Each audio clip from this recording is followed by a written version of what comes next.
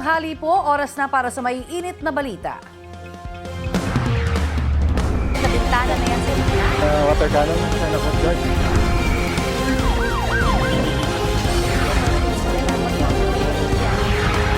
Busog ka sa balita. Dito sa Balitangan.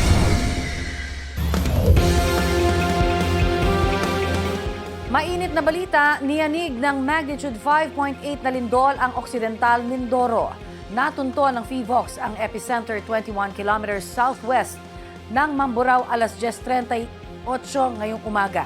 Pinaalerto ang mga residente sa posibleng aftershocks.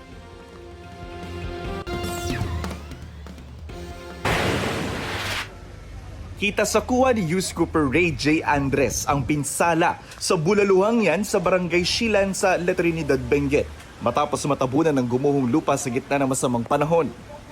Dalawang kusinero nito ang nasawi kabilang ang isang senior citizen. Dinala naman sa ospital ang isang nailigtas na staff. Nangako ng tulong ang lokal na pamahalaan sa pamilya ng mga biktima. May mga landslide ring na itala sa barangay Ambiong at Lubas. Lubog din sa baha ang bahagi ng Strawberry Farm. Ipinatigil muna ang outdoor tourism activities at small-scale mining operations sa La Trinidad. So sa measurement po ng ating Municipal Disaster Risk Reduction Management Office, umabot po tayo ng mga almost 200 mm na buhos ng ulan. Ibig sabihin, ito po ay unusual. So, malakas po ito. Halos maging ilog ang ilang lugar sa La Union dahil sa pagbahang dulot ng bagyong Maymay. Ayon sa mga otoridad, binaha ang mga bayan ng Nagilian, San Juan, San Gabriel at Bawang. Sa Bawang, 5 mangingisda ang nasagip matapos masiraan ng makina sa gitna ng malaking alon. Binaha rin ang lungsod ng San Fernando. Bago nito, inilikas na ang mga residenteng nakatira sa Coastal Barangay. Sa Agoo, tinanggal sa mga kalsada ang mga natumbang puno. May mga naitalang landslide sa Mountain Province. Bumagsak ang slope o bahagi ng ilalim ng kalsada sa Junction Talubin-Barlig-Calacad Road sa bayan ng Bontoc at bahagi ng Baguio-Bontoc National Road sa Sitio Tabac sa Sabangan. Ayon sa Department of Public Works and Highways Mountain Province 1st District Engineering Office, limitado ang mga sasakyang pwedeng dumaan sa Junction Road dahil hindi pa rin stable ang kondisyon nito. Isang lane naman ang passable sa ilang bahagi ng Baguio-Bontoc Road at Tabuk Enrile Road. Patuloy ang clearing operations sa lugar. Nasa 4 na pong barangay naman sa Pangasinan ng binaha. Isa sa mga binabaha ang barangay Lasip sa Calasiao. Ang mga residente sanay na raw sa baha. Ng tubig, Kasi, nabababad ka. Gagawa kami ng lamo para makatawid kami. Nakamonitor naman ang mga opisyal ng barangay sa sitwasyon. Itinaas din ng ilang taga-Dagupan ang kanilang mga gamit para hindi maabot ng baha. Nakaraan na bagyo ma'am, inabot po yung bahay namin hanggang dito po sa taas. Kasi kung anong level po nung kalsada, ganon din ang taas po dito nung nakarang bagyo. Apektado rin ng bagyong Maymay ang Cagayan. Ilang silid-aralan ang pinasok ng baha. Kaya tulong-tulong tuloy ang mga estudyante sa paglilimas ng tubig. Jonathan Andal nagbabalita para sa GMA News. Malakas na ulan ang patuloy na nararanasan sa ilang lugar sa Baguio City at Benguet.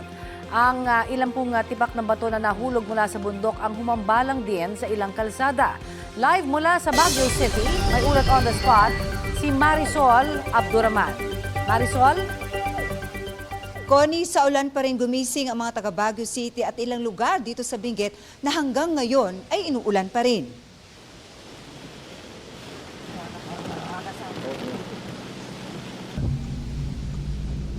Okay. Bumaba ang visibility ng mga motorista sa bahaging ito ng Cannon Road dahil sa malakas na ulan kanina. Hindi nalalayo sa sitwasyon kahapon.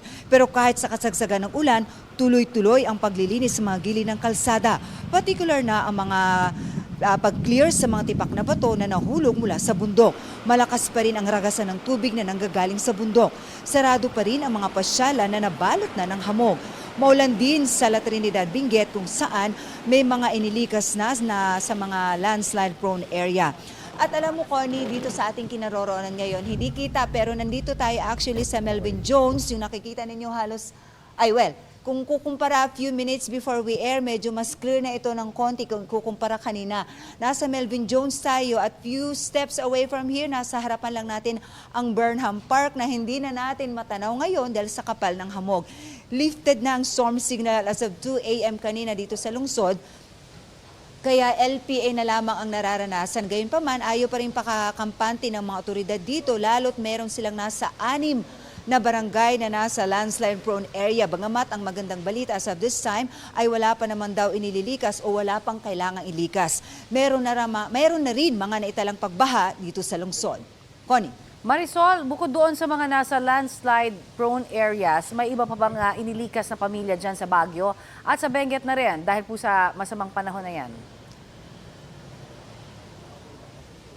Connie, dito sa Baguio City, sa pinakahuling update natin sa CDRRMO just few minutes before we air, wala pa naman daw inililikas and so far wala silang nakikita sa ngayon na necessity na para ilikas itong mga nasa landslide prone area. Bagamat 24 oras daw nila itong binabantayan kasi nga may mga history talaga ng mga pagguho dito sa Baguio City. Pero sa Benguet, particular sa La Trinidad, kung saan nga nagkaroon ng pagguho na ikinamatay ng 2 tauhan ng isang kainan, may mga nasa evacuation center ngayon pero this is a different barangay doon sa nagkaroon ng landslide kahapon. So may around 2 families ang nasa barangay Bulas ngayon dahil itong barangay ay isa ring landslide prone area, Connie. May impormasyon ka ba kung kamusta yung mga bookings ng mga hotel dyan sa Baguio at apektado na ba yung turismo?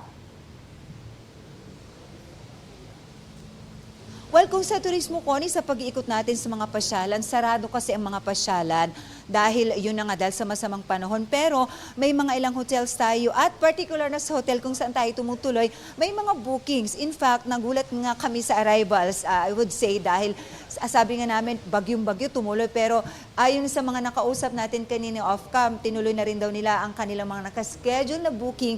Yung iba, meron din mga nakaschedule na seminar. Kaya meron mangilang-ilang tayong na-witness, Connie, na tumatanggap pa rin at tumuloy pa rin sa kanilang lakad dito sa Baguio sa kabila ng napakasamang panahon na ating nararanasan. Actually, ilang araw na raw na ganito ang sitwasyon dito sa lungsod, Connie. Maraming salamat sa iyong update at ingat kayo dyan. Marisol Abduraman po yan.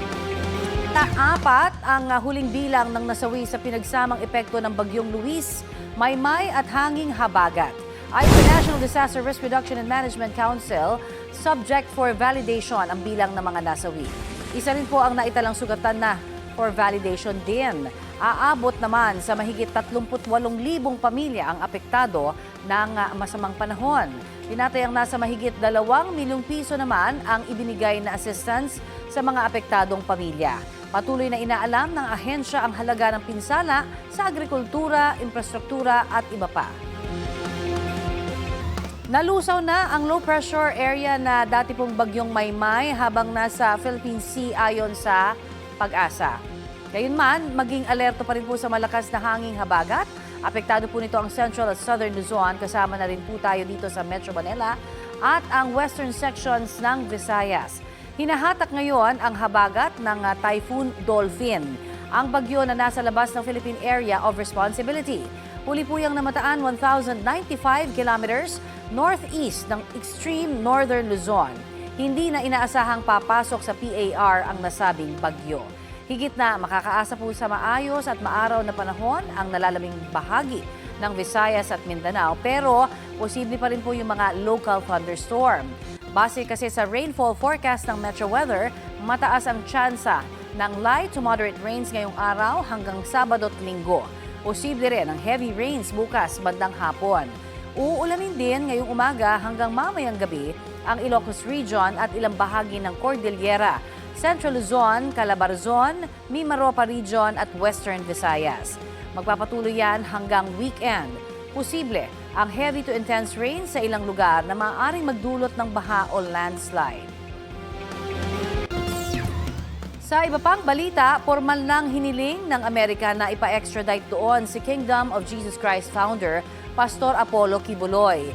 Kinumpirma ng Department of Foreign Affairs na natanggap nila ang extradition request at sinabing na i-transmit na ito sa Department of Justice ng Pilipinas. Sabi naman ng DOJ, aaksyonan nito ang hiling oras na matanggap. Nais ng Amerika na harapin ni Kibuloy ang kanyang mga kaso roon na may kinalaman sa sex trafficking at racketeering. Sabi ng kampo ni Kibuloy, wala pa silang natatanggap na dokumento kaugnay sa extradition request. September 2024 nang maaresto sa Davao City si Kibuloy dahil sa mga hiwalay na kaso sa mga korte dito sa Pilipinas kaugnay ng qualified human trafficking at sexual at child abuse. Dati nang itinanggi ni Kibuloy ang mga alegasyon laban sa kanya dito sa Pilipinas, pati na rin sa Amerika. Hulikam sa Rodriguez Rizal, 2 residente ang tumatawid sa spillway sa barangay San Rafael. Ang nasa likod ng isang senior citizen, kitang hirap dahil sa lakas ng agos. Sa bandang gitna naman ng kalsada, nawalan po siya ng balanse, natumba at tinangay ng tubig. Nagkasaagad ng rescue operation ang lokal na pamahalaan. Tagumpay nilang naabot ang senior citizen at naiahon mula sa rumaragasang tubig. Binigyan po siya ng pangunang lunas bago dalhin sa ospital. Nagpaalala naman ng LGU sa mga residente roon na bawal tumawid sa spillway kapag umaapaw ang tubig doon. Naperwisyo rin ng masamang panahon ang San Luis, Batangas. Ayon sa lokal na pamahalaan, pansamantalang isinara sa mga motorista ang kalsada sa pagitan ng Barangay Balite at Barangay Loklok matapos gumuho ang lupa roon. Agad namang nagsagawa ng clearing operation sa lugar. Nadadaanan na ngayon ang kalsada. Sumiklab ang sunog sa isang bodega ng upholstery material sa Marilao, Bulacan. Ang mainit na balita, hatid ni James Agustin. Ganito kalaking apoy ang sumiklab sa isang warehouse sa Barangay Loma de Gato, Marilao, Bulacan pasado hating gabi kanina. Mabilis na kumalat ang apoy dahil sa mga laman ng warehouse na upholstery materials. Itinaas ang Bureau of Fire Protection sa unang alarma ang sunog. Rumisponde ang nasa 12 fire truck.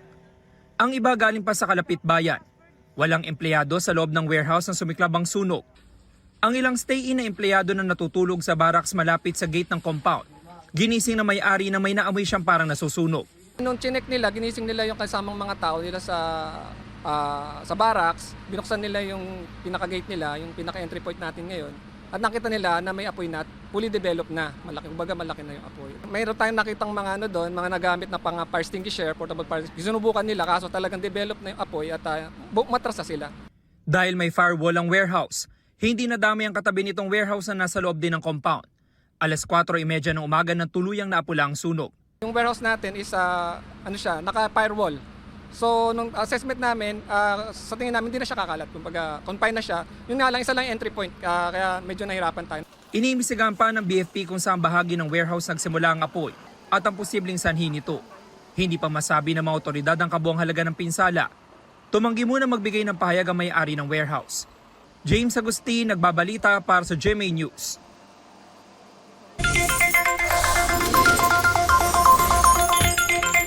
Namumuro ang malakihang rollback sa presyo ng ilang produktong petrolyo sa susunod na linggo. Sabi ni DOE Oil Industry Management Bureau Director Attorney Rino Abad sa panayam ng Super Radio DZBB na obserbahan ang pagbaba ng presyo base po sa trading sa merkado ngayong linggo. Sa Lunes daw i-anunsyo kung magkano yan. Ayon sa oil industry source, base sa 4-day trading, 4 pesos and 50 centavos hanggang 5 pesos ang posibleng bawas presyo sa kada litro ng diesel at gasolina sa susunod na linggo. Epekto raw yan ng paghupa ng gulo sa Middle East. Sa ibang balita, 4 sa 18 tinaguriang Maleta Boys ang nag-recant o binawi ang alegasyon nila laban kina Pangulong Bongbong Marcos at dating House Speaker Martin Romualdez. Balitang hatid ni Mariz Umali. Noong February 2026, lumabas sa publiko ang 18 lalaking nagpakilalang dating security ni dating Congressman Zaldico, ang ilan sa kanila mga dating Marines. Sa kanilang affidavit, sinabi nilang naghatid umano sila ng male-maletang pera kina dating Speaker Martin Romualdez, kay Ko at maging kay Pangulong Bongbong Marcos. 4 sa kanila humarap sa akin. Ang sinabi nila sa akin, binabawi na nila ang mga nauna nilang sinabi at kwento. Gusto lang po namin mag-recant na po, ma'am, at para mabinabawi na po namin yung mga unang salaysay namin. At gusto na namin pong manahimik dahil sa ngayon ay tad kami ng mga kaso, mga banta sa buhay namin. Kaya pag-isip-isipan namin na binabawi na po namin yung mga salaysay po namin. Hindi sila nagpakita ng mukha sa kamera dahil sa matinding bantaraw sa kanilang buhay. Dala nila ang tig-iisang bagong sinumpaang salaysay. Binigyan din nila kami ng kopya ng video ng panumpaan at inotaryo ang mga ito.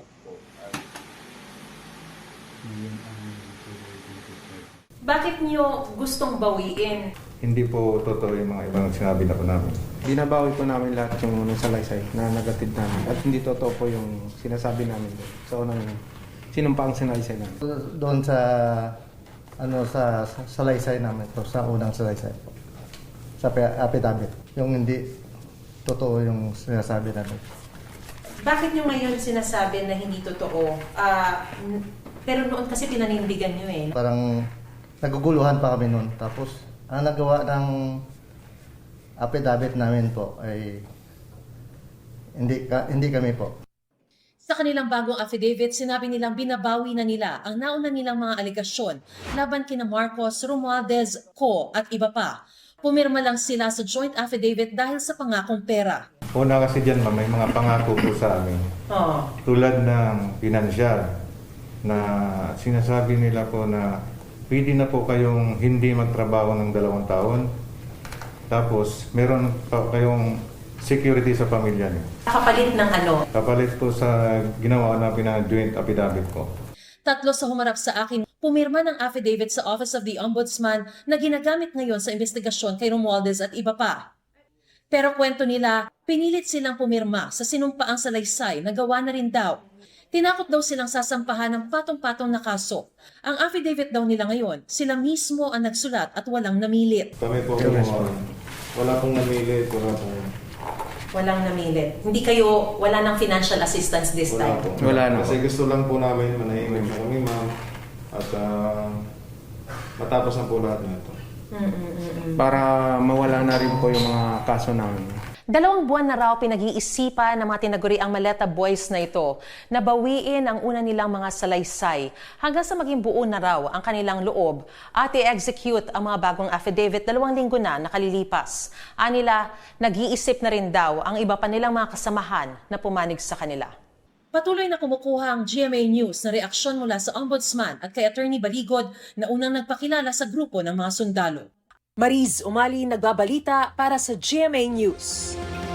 Update po tayo sa assessment ng Office of Civil Defense, Cordillera Administrative Region sa epekto ng bagyong Maymay. Kausapin po natin si OCD CAR Regional Director Albert Mogol. Magandang umaga at welcome po sa Balitang Hali, sir.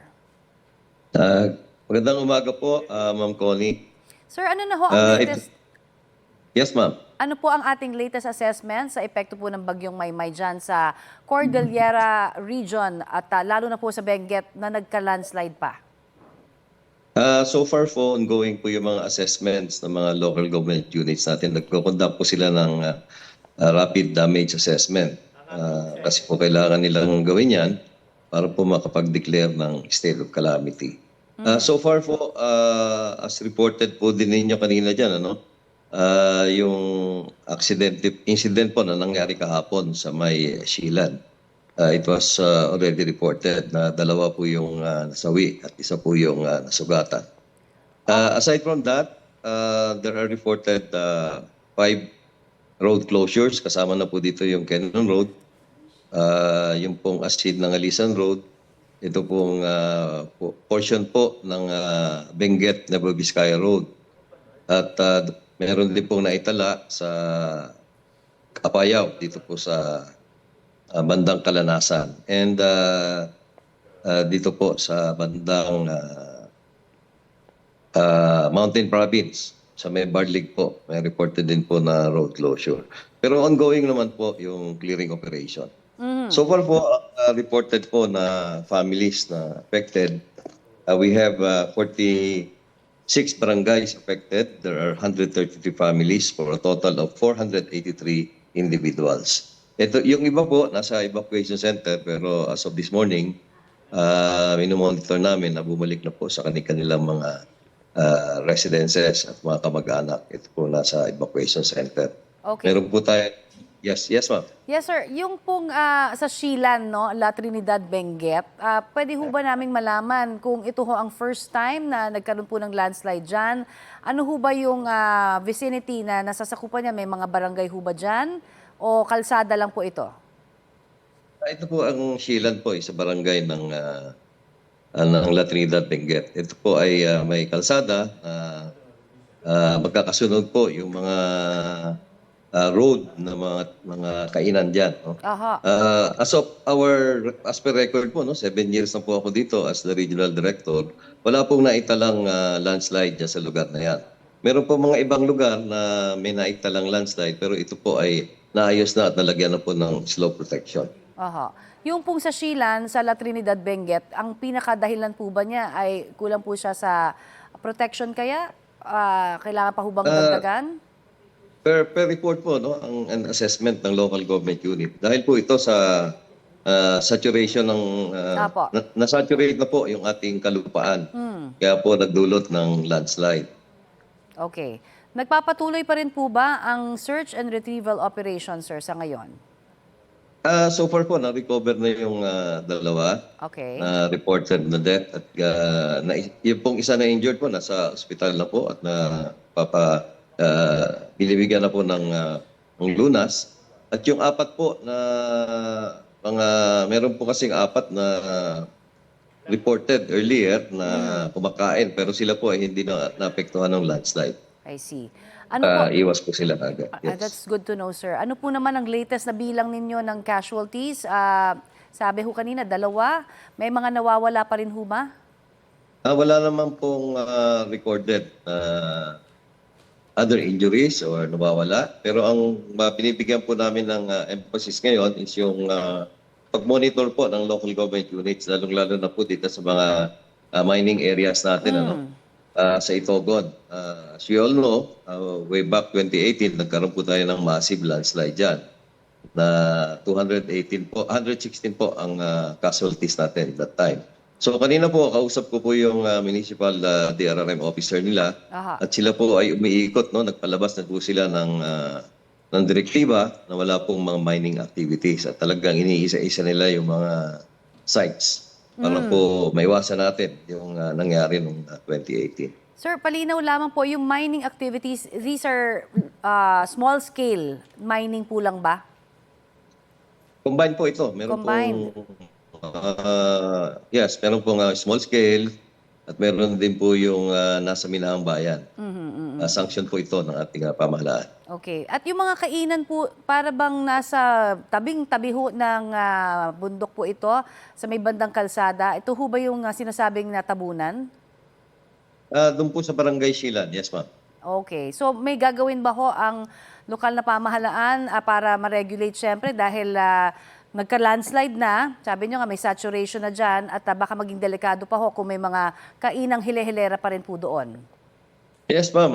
Actually, ang pinaka-procedure po, magkakaroon po ng assessment during the rapid damage assessment. Of course, magre-recommend po ang ating local government unit ng La Trinidad, Benguet kung ano po yung mga interventions na kailangan dyan. Like, the infrastructure intervention para po maiwasan na po ito. If you would remember, last 2016, dito po sa Little Kibungan, nagkaroon po ng massive landslide. At marami pong namatay kasi gabi ito nangyari. Ito po ay naayos na po. Maganda po yung pagkakagawa ng slope protection. That's already around 8 years from now. Or almost 10 years, yes. At nalagyan po ng magandang slope protection ito. At wala na pong reported na danger dyan sa area na yan. Other areas na consider natin na mga past typhoons ay nagawa naman po ng paraan ng ating pamahalaan. Marami pong salamat sa inyo pong oras na ibinahagi sa amin, sir. Yes, ma'am. Maraming din po salamat, Ma'am Connie.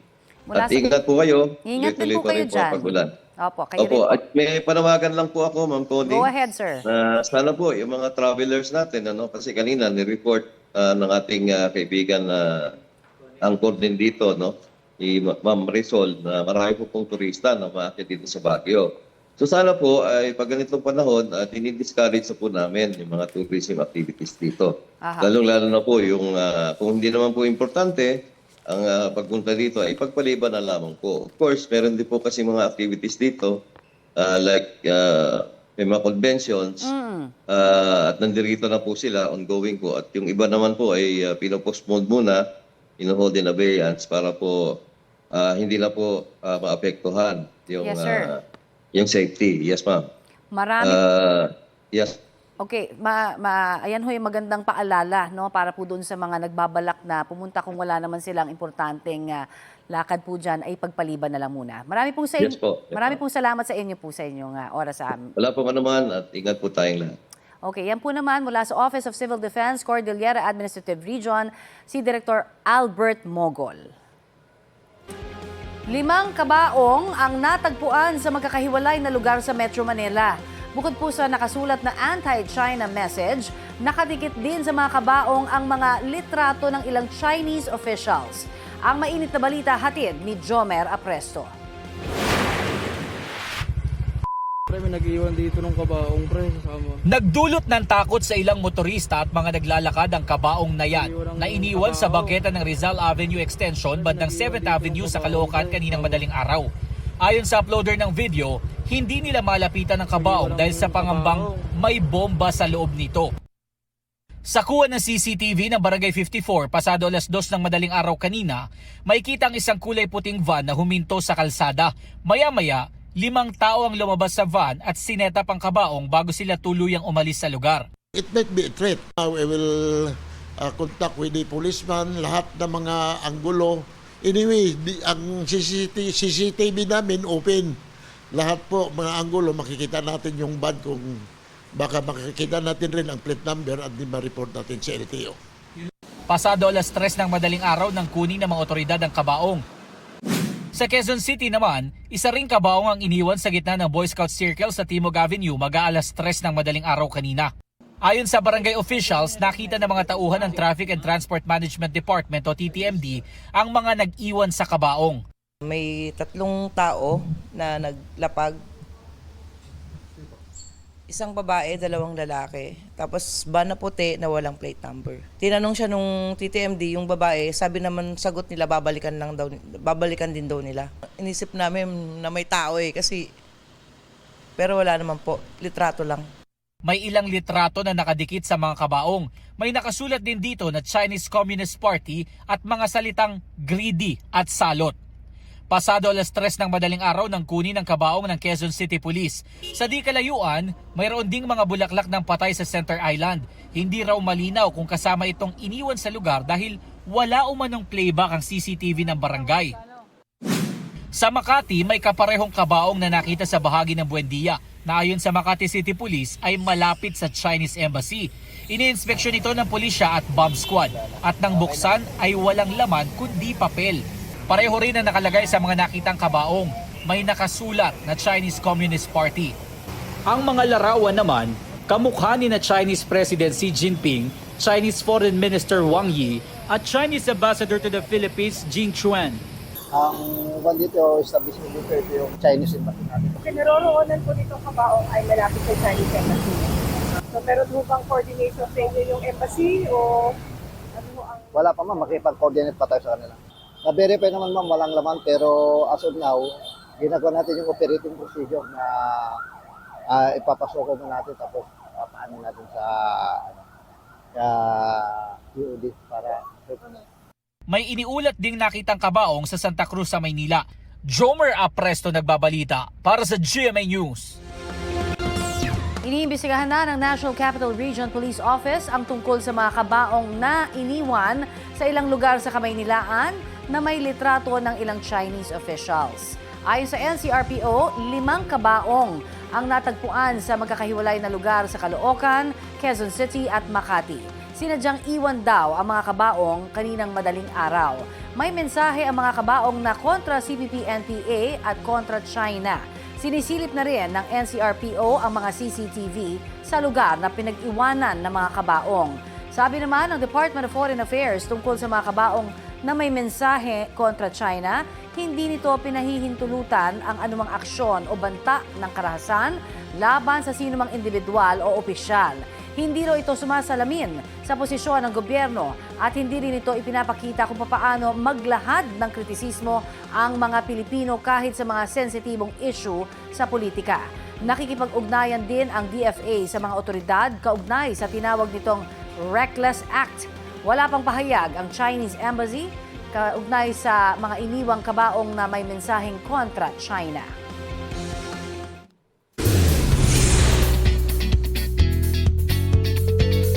Friday latest mga kapuso, ready nang i-share ni Miss Universe Philippines 2022 Celeste Cortesi ang kanyang unfiltered life sa isang docu-series. Narito ang latest ni Athena Imperial.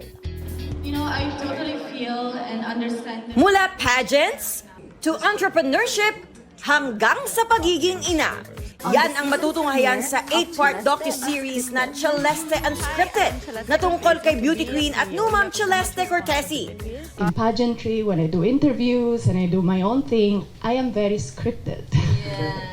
So this is the first time that people really get to see my private life and, you know, everything that happened after Miss Universe, more of my personality.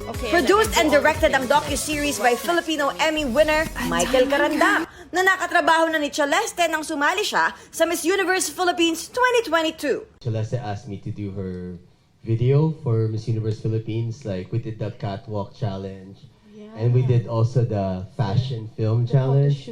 The face. You won on that. And we won. Kabilang sa mga pag-uusapan sa series ang pagkabigo ni Celeste na mapabilang sa top 16 roster ng Miss Universe 2022 na pumutol sa 12-year consecutive semi-final streak ng Pilipinas sa Miss Universe. Even in the moment I asked her for the first time, she really feels uncomfortable talking about it. And as somebody who is passionate also, I think the reason why is she really cared a lot. And it really meant a lot to her. And it meant a lot to her to make the Philippines proud. Like, I was really inspired how Celeste manages some of the biggest, I would say, failures in somebody's life. If you would think, like, I'm somebody that also embraces failure. I think because I've become better after a failure. But Sabi ni Celeste, naisip na niyang sumali uli sa pageant. Pero thankful na raw siya ngayon sa nangyayari sa kanyang buhay.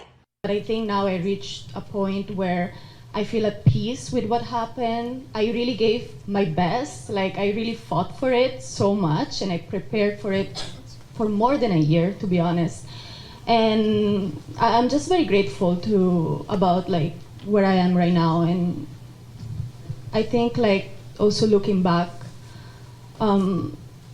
it was just not meant for me. Mapapanood ang Celeste Unscripted simula August 8 sa GTV at August 15 sa GMA Live TV. Athena Imperial nagbabalita para sa GMA News.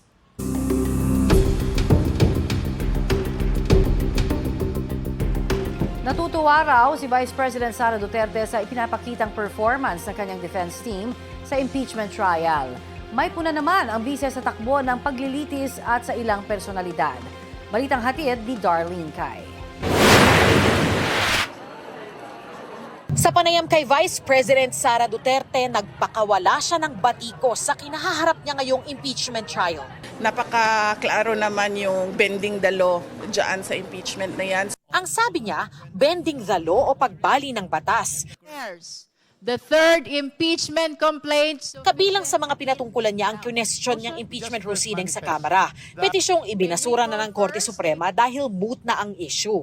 Pati na ang magkasamang pag-upo sa rostrum ni na Senate President Sherwin Gatchalian at Presiding Officer Senator Cheese Escudero sa kanyang impeachment trial. Simula pa sa House of Representatives hanggang sa pagkakaroon ng 2 tao na nakaupo doon sa, ano man tawag dyan, stage or rostrum or elevated platform. Hindi na kailangan guluhin ang impeachment dahil magulo na siya sa bending the law. Tumangging magkomento si Duterte sa pagbasura ng Korte Suprema sa kanyang petisyong kumwestiyon sa proseso ng Kamara sa pag-impeach sa kanya. Pero naghayag siya ng pagkatuwa sa ipinapakitang performance sa kanyang defense team. Nagpapasalamat lang talaga ako dahil merong mga abogado na tinanggap ang aking kaso at they are diligent and passionate enough to defend me. Ayon din sa bise, narinig daw nila na may iniyahan ng kaso ang National Bureau of Investigation. Hindi malinaw kung tungkol saan pero matatanda ang iniimbestigahan ng NBI ang umano'y banta ng bise sa buhay ni Pangulong Bongbong Marcos. Usaping bahagi ng mga akusasyon sa kanyang impeachment trial. Naghahanda na raw ang kanyang abogado kung meron mang kasong isasampa. Dili naman siguro nakatingaladan sa nakita nato no sa mga kadaghan-daghan nag-file nila og kaso sa, as I said, mga tao nga dili musunod kay BBM. Darlene Kai, GMA News. Patuloy po naming ihahatid ang mga pinakahuling pangyayari sa The Vice President on Trial. Umaga po yan tuwing Lunes hanggang Miyerkules sa live stream. Napapanood din po yan dito sa GTV simula 9:45 ng umaga, Lunes hanggang Miyerkules. Mainit na balita, nagtala ng pinakamabagal na paglago ang ekonomiya ng bansa simula noong COVID-19 pandemic. Sa tala ng Philippine Statistics Authority, 2.3% ang gross domestic product growth nito pong second quarter. Pinakamabagal simula noong first quarter ng 2021 na negative 3.8%. Ayon pa sa PSA, pinakamalaki ng ambag sa paglago ng ekonomiya noong second quarter ang wholesale and retail trade, repair of motor vehicles and motorcycles, education at manufacturing. Sabi ng Malacanang, mas mabagal kaysa sa kanilang inaasahan ang naitalang GDP growth, pero hindi raw nito itinatakda ang pangmatagalang direksyon ng bansa. Anya, pansamantala lamang daw ang pagbagal ng paglago ng ekonomiya na resulta ng ilang unusual events gaya ng gulo sa Middle East at pagtamlay ng infrastructure spending sa gitna ng aksyon ng gobyerno laban sa korupsyon. Kamustahin na po natin ang magiging lagay ng panahon ngayong weekend. Makakapanayin po natin si Pag-asa Assistant Weather Services Chief Chris Perez. Magandang umaga po sa inyo, sir. Magandang umaga, Ms. Connie, at sa lahat po ng ating mga taga-subaybay. Tila mabilis po yung tuluyang pag-dissipate ng bagyong Maymay. Ano ho ang nakikita niyong dahilan niyan? Well, Connie, kung nakita nga natin, tumawid ng Northern Luzon area bilang isang tropical storm category itong bagyong si Maymay. No? And alam naman po natin na yung Northern Luzon area ay may mountainous regions. So kapag normally, kapag isang bagyo, lalo na kung hindi naman kalakasan, ay tumama po sa mountainous regions ng Northern Luzon, may tendency pong mabasag yung sirkulasyon ng hangin nito.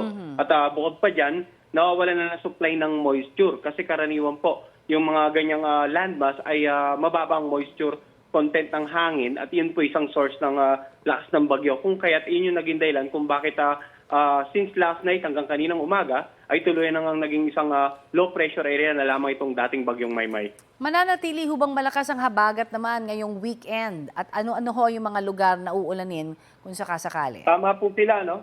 Dahil bagamat wala ng bagyo, yung bagyo naman na napakalayo, nasa labas ng PAR, na may international name na Dolphin, ay patuloy na nagpapaibay ng habagat. So ngayong araw hanggang bukas, asahan ng mga pag-ulan, posibleng umabot na hanggang 100 to 200 millimeters dito sa lalawigan ng Abra, Ilocos Sur, La Union, Benguet at Zambales.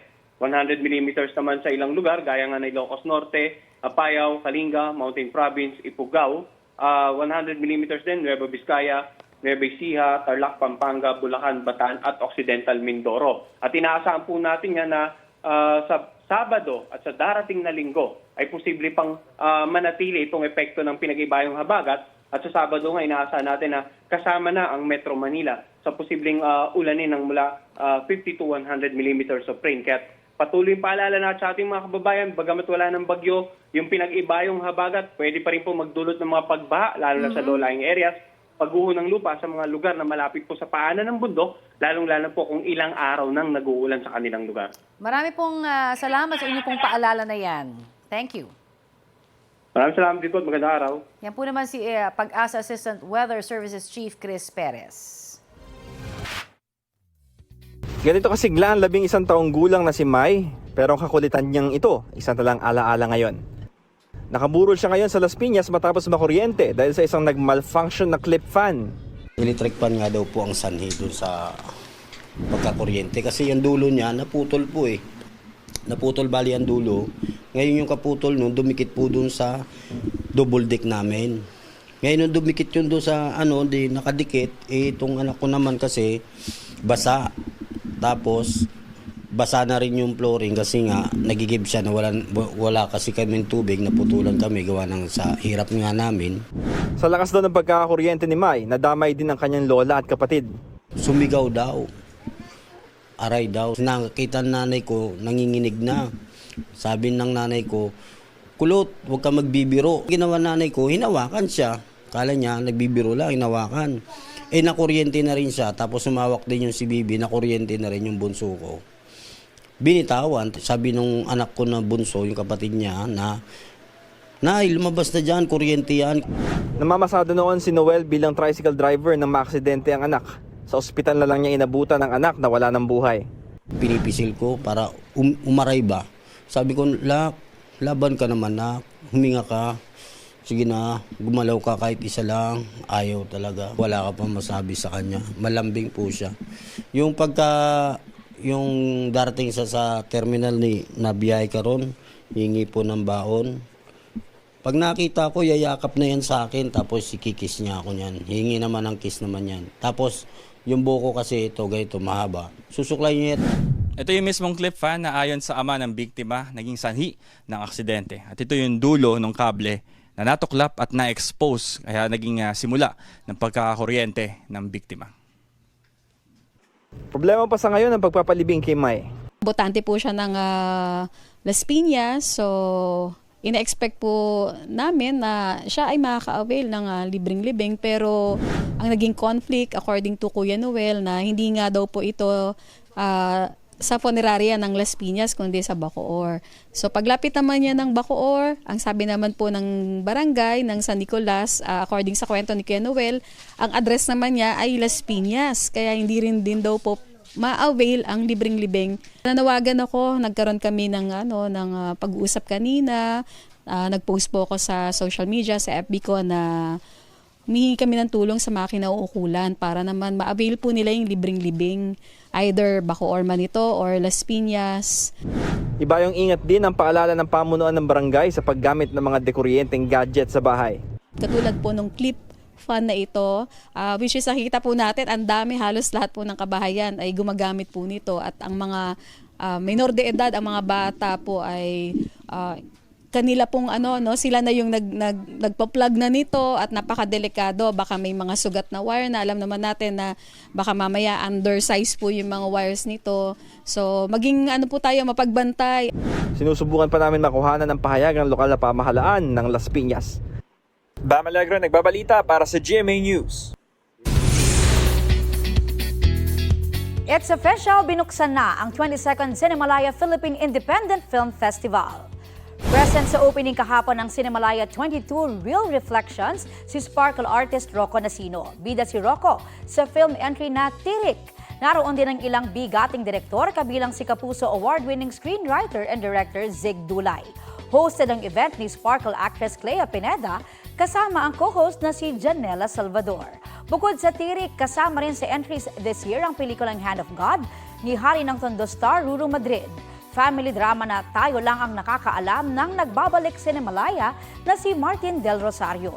At Two Valid IDs ni Kapuso comedian Pokwang. Mapapanood ng Cinemalaya hanggang August 18. At yan ang maiinit na balita ngayong tanghali. Ako po si Connie Sison. Kasama niyo rin po ako, Aubrey Carampel.